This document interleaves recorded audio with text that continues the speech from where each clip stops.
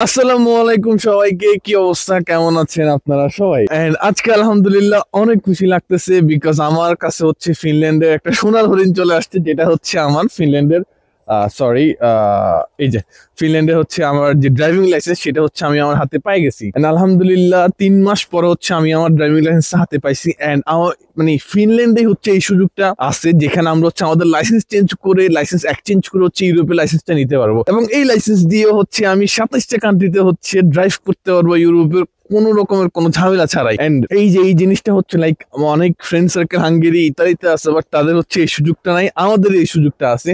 এবং এখানে নতুন করে লাইসেন্স বানাইতে গেলে হচ্ছে আপনার 1500 থেকে 2000 ইউরোর একটা লম্বা টান পড়ে, সেই টানটা হচ্ছে আমাদের দেয় না। এবং আলহামদুলিল্লাহ আমার লাইসেন্স আমার হাতে চলে আসছে। তো আজকের এই ভিডিওতে আমি চেষ্টা করবো আপনাদেরকে বলার জন্য যে আমার এই লাইসেন্সটা বানানোর জন্য কি কি ডকুমেন্টস লাগছে, আমি কোথায় অ্যাপ্লাই করছি, কোথায় থেকে মেডিকেল এবং আই টেস্টটা দিছি। সো প্রথমত হচ্ছে আমি অক্টোবরের 20 তারিখ হচ্ছে আমি আমার ড্রাইভিং লাইসেন্সটা অ্যাপ্লাই করি। ইতাগেসকোসে হচ্ছে একটা পলিক্লিনিক, যেখান থেকে হচ্ছে মেডিকেল টেস্ট করি আমি। ওখানে হচ্ছে আমার থেকে হচ্ছে 35 ইউরো হচ্ছে চার্জ নেয়, এবং আমাকে ফিজিক্যাল টেস্ট মানে ফিজিক্যালি কিছু কোশ্চেন জিজ্ঞেস করে যে আমার শরীরে কোনো সমস্যা আছে কিনা, diabetics and all. And second হচ্ছে আমার আই টেস্ট করে, ভালোভাবে হচ্ছে আই টেস্ট করে আমার চোখে কোনো সমস্যা আছে কিনা সেটাই চেক করে। অ্যান্ড এইটা পাওয়ার পরে এখান থেকে হচ্ছে আপনাকে পেপার দিবে, যেটা হচ্ছে আপনি পুলিশের ওখানে গিয়ে জমা দিবেন, এবং পুলিশের ওখানে বলতে হচ্ছে আয়োভার্মাতে গিয়ে জমা দিবেন।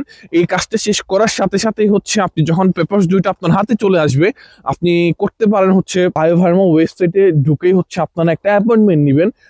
যে অ্যাপয়েন্টমেন্টটার জন্য হচ্ছে 39 ইউরো লাগে। এটা হচ্ছে আপনারা অনলাইনেও পেমেন্ট করতে পারবেন, এবং যদি অনলাইনে না করতে চান ওখানে গিয়ে ডিরেক্টলি হচ্ছে আপনারা ক্যাশ পেমেন্ট করতে হবে। তবে সেই ক্ষেত্রে অবশ্যই আপনাদেরকে ক্যাশ ভাঙতে নিয়ে যেতে হবে, কারণ ম্যাক্সিমাম ক্ষেত্রে ওখানে ক্যাশ ইউজ হয় না। এন্ড আরেকটা জিনিস করতে পারেন, ওখানে গিয়ে আপনারা বাংলাদেশের যে কার্ড, ডুয়েল কারেন্সি কার্ড, সেটা ইউজ করতে পারেন। বিকজ আমি করছিলাম, আমি যখন ফিনল্যান্ডে নতুন নতুন আসি তখন আমার হচ্ছে ব্যাংক হয় নাই। তো ব্যাংক না হওয়ার ক্ষেত্রে আমি হচ্ছে এখানে ব্যাংক ট্রানজেকশনটা ক্যাশে করতে পারি না, আমি বাংলাদেশে কার্ড ইউজ করতে হয়েছে। তো আপনারা চাইলে সেটাই করতে পারেন। এন্ড ওখানে হচ্ছে 2 কপি পাসপোর্ট সাইজ ছবি, যেটা হচ্ছে ইউরোপিয়ান সাইজ, এবং হচ্ছে আমার যে ড্রাইভিং লাইসেন্স ছিল সেই ড্রাইভিং লাইসেন্সটা আমি ওখানে জমা দিছি। ওখানে সবকিছু, ওখানে একটা ফর্ম দিও আপনাকে, ফর্মটা সুন্দর করে ফিল আপ করার পরে হচ্ছে ওদেরকে যখন জমা দিব, ওরা হচ্ছে 10-15 মিনিট সময় নিবে, এবং সময় নেওয়ার পরে হচ্ছে আমাকে একটা টেম্পোরারি লাইসেন্স দিবে।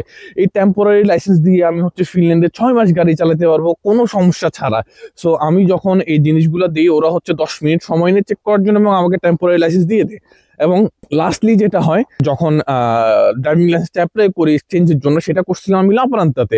চিন্তা ছিল যে আমি লাপারান্তাতে অ্যাপ্লাই করে হেলসিঙ্কিতে চলে যাওয়ার পরে আমার ড্রাইভিং লাইসেন্সটা আসলে কোন বাসায় যাবে। তো তখন একটা বড় ভাইকে কল দেওয়ার পরে বড় ভাই বলে যে সমস্যা নাই, তুমি ড্রাইভিং লাইসেন্স আসতে 3 মাস সময় লাগবে, তুমি পোস্টে চেঞ্জ করে দাও, পোস্টে চেঞ্জ করে দিলে তোমার নতুন করে যেসব লেটার ডকুমেন্ট আসবে তোমার নতুন বাসায় আসবে।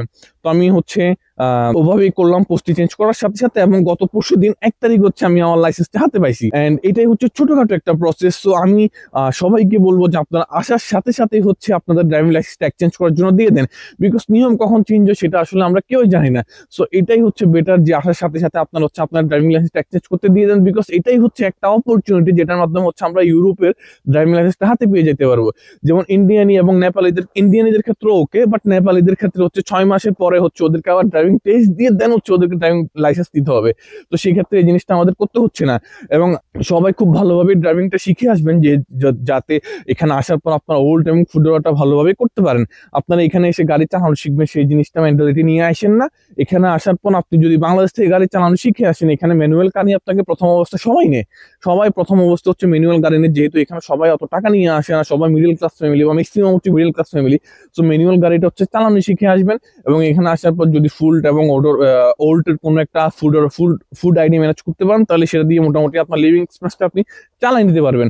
সো ড্রাইভিং লাইসেন্সটা হচ্ছে ইউরোপের মানে বাংলাদেশের ড্রাইভিং লাইসেন্সটা এখানে নিয়ে আসার এই একটা হচ্ছে সুবিধা।